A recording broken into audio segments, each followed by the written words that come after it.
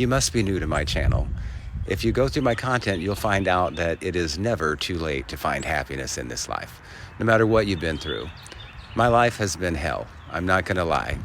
My early childhood was filled with abuse and neglect and alcoholic parents. At age 12, my neighbor's uncle molested me. And at age 15, the neighbor 2 doors down molested me. She was 32.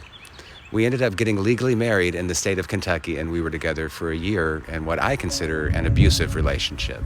When I left my wife at age 16, I was not yet an adult. I was out on the streets and I couldn't get a good job, and I found it very difficult to survive. But somehow I made it through all of that. I basically just bounced around from place to place, staying wherever I could until I finally met my husband at age 23. And everything changed at that point, and I finally found happiness. My husband and I were able to adopt 2 foster children in the early 90s, and they have brought us more joy than I can possibly put into words. And you would think that would be the end of my Cinderella story, but it wasn't. Tragedy did strike my family again and again and again, and I ended up losing my younger brother, my little sister, and my nephew. The death of my younger brother was very tragic and continues to be an ongoing mystery. I'll never know exactly what happened to him. Like many other victims of childhood SA, it wasn't until after I became an adult and I had children of my own that I realized the extent of the abuse and the damage that it caused me. For 10 years, from 2009 to 2019, I became a recluse.